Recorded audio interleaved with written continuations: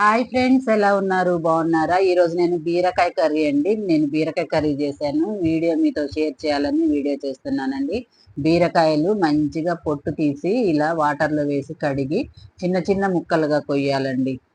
అన్నీ రెడీ చేయాలి. ఉల్లిపాయ, పచ్చిమిర్చి అన్నీ రెడీ పెట్టాలండి. బీరకాయలు కూడా ఈ విధంగా మంచిగా కడిగి చిన్న చిన్న ముక్కలుగా కట్ చేసి రెడీ పెట్టాలండి. చూడండి ఏ విధంగా కట్ చేశాను. ఇలా కట్ చేసి మంచిగా రెడీ పెట్టాలండి. ఇప్పుడు మనము కర్రీ చేయాలి.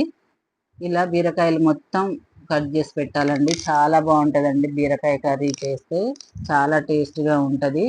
చూడండి ఇప్పుడు స్టవ్ వెలిగించాలండి. ఇంకా స్టవ్ వెలిగించి ఒక కళాయి పెట్టాలండి, ఒక డేక్ష కర్రీ కోసము. ఇలా పెట్టాక మంచిగా వేడెక్కాలండి. వేడెక్కాక ఆయిల్ వేయాలి. ఆయిల్ కూడా ఒక 3-4 స్పూన్ల ఆయిల్ అయితే సరిపోతుందండి. ఈ విధంగా ఆయిల్ వేయాలండి. ఆయిల్ వేడెక్కాక పచ్చిమిర్చి అండి, ఒక 5-6 పచ్చిమిర్చి కట్ చేసి వేసేయాలి. ఇలా పచ్చిమిర్చి కూడా కొంచెం ఫ్రై అయినట్టు అయ్యాక ఇప్పుడు చూడండి ఉల్లిపాయ అండి, ఉల్లిపాయ వేసేయాలండి. ఉల్లిపాయ కూడా మంచిగా కలుపుతూ ఫ్రై చేయాలి. ఒక స్పూన్ పసుపు, ఒక 2 స్పూన్ల సాల్ట్ వేయాలండి. తాలింపులోనే వేసేయాలి ఇదంతా. చూడండి 2 స్పూన్ల సాల్ట్ వేస్తున్నాను, ఒక స్పూన్ పసుపు వేసాను. ఇలా సాల్ట్ వేసాక ఇప్పుడు మనము కలపాలండి. ఒకసారి పసుపు, ఉప్పు ఇదంతా మంచిగా కలపాలి. ఇప్పుడు కరివేపాకు కూడా వేసేయాలండి. కరివేపాకు కూడా వేసాను. కరివేపాకు వేయటం వలన మంచి ఫ్లేవర్ ఉంటుందండి, చాలా టేస్ట్గా ఉంటుంది. అంతే, తాలింపు రెడీ అయిపోయింది. ఇప్పుడు మనం కట్ చేసి పెట్టిన ముక్కలు కూడా వేసేస్తున్నానండి.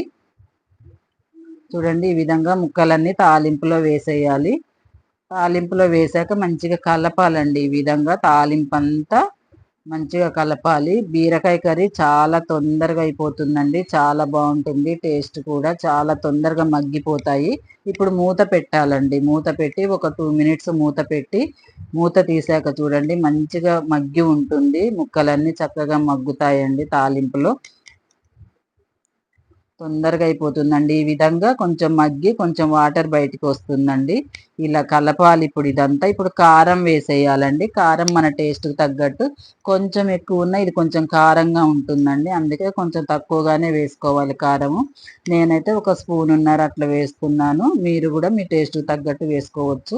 ఈ విధంగా వేసి మంచిగా కలపాలండి. కారం కూడా స్టవ్ సిమ్లో పెట్టాలి. కారం వేసాక చూడండి ఈ విధంగా మంచిగా కలపాలండి.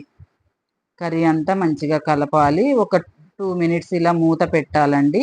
ఆ కారం అనేది ముక్కలకి పట్టాలి కాబట్టి మూత పెట్టాలి. మూత పెట్టాక చూడండి వాటర్ అంతా బయటకు వచ్చింది. ఇప్పుడు మనం టమాటాలండి, ఒక 3-4 టమాటాలు ఇలా కట్ చేసి ఇలా కర్రీలో మధ్యలో పెట్టేయాలండి. పెట్టి మూత పెట్టాలండి. అవి చక్కగా మగ్గి మెత్తగా ఉడుకుతాయి. అవి చూడండి ఎలా ఉడికాయో.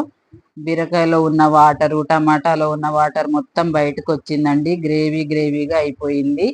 ఇప్పుడు మనం ఈ టమాటా ముక్కలన్నీ మంచిగా గంటెతోటి ఇలా చితపాలండి. కర్రీ రెడీ అయిపోయింది. ఇప్పుడు కొత్తిమీరతో గార్నిష్ చేస్తే అయిపోతుందండి. కొత్తిమీర వేయడం వలన చాలా టేస్ట్గా ఉంటుందండి. అంతే, బీరకాయ టేస్టీ బీరకాయ కర్రీ రెడీ అయిపోయిందండి. ఈ వీడియో నచ్చితే మీరు ఒకసారి ట్రై చేయండి. నా ఛానల్ని సబ్స్క్రైబ్ చేయండి, మీ ఫ్రెండ్స్కి షేర్ చేయండి. చూడండి ఒక 2 మినిట్స్ మూత పెట్టాక చూడండి ఎలా ఉందో. కర్రీ రెడీ అయిపోయిందండి. చాలా బాగుంటుందండి బీరకాయ కర్రీ. చాలా సింపుల్గా చేసేయచ్చు, తొందరగా మగ్గిపోతుందండి. కొత్తిమీర వేయడం వలన చాలా టేస్ట్గా ఉంటుందండి బీరకాయ కర్రీ. చూడండి ఈ వీడియో అంతా చూసినందుకు థ్యాంక్ యూ ఫర్ వాచింగ్.